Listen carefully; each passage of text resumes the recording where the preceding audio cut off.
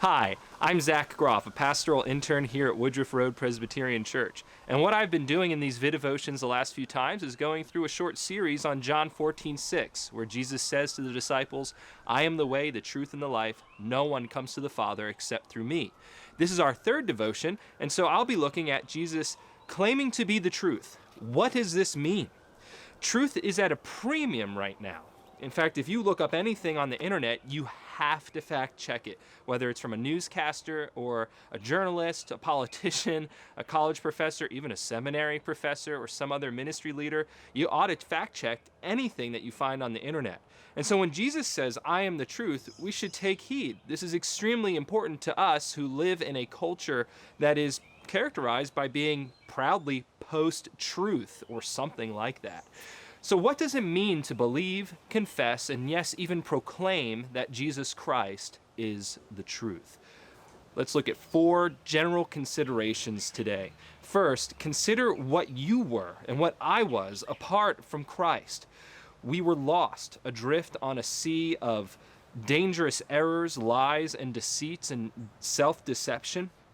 But the Bible tells us that though we were once in darkness, according to Ephesians 5:8, now we walk in light. Why is this important? Consider the words of 1 John 2:11. He who hates his brother is in darkness and walks in darkness, and does not know where he is going because the darkness has blinded his eyes. But then we open up 1 Peter 2:9, and we read that God called you out of darkness and into his marvelous light. So the difference between believing that Christ is the truth and not believing that Christ is the truth is being in the light versus being in the darkness. Now for our second consideration, if Christ is the way and the truth, then that means that all other alternative proposed ways of attaining even temporary satisfaction or certainly eternal life are in fact lies, deceits, falsehoods, and deceptions.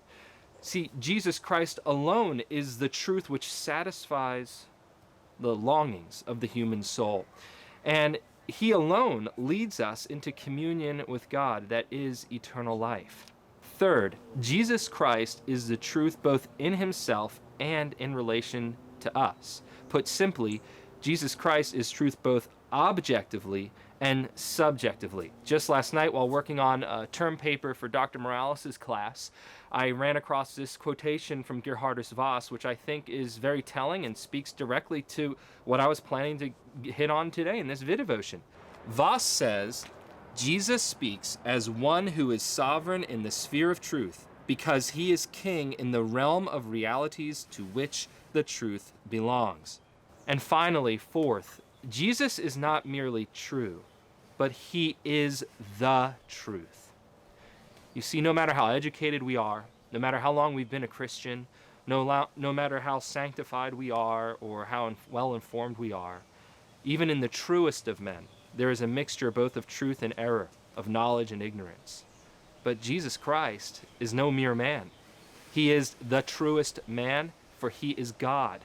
And so in him is the truth. There is no error. There is no ignorance. There is no taint or blemish or spot. No, Jesus is the truth. And this has amazingly important bearing on our lives. And so today, even especially when you feel awash in a sea of disinformation and fake news or whatever, consider this, that Jesus, your Lord, says to you, "I am the truth." Follow him.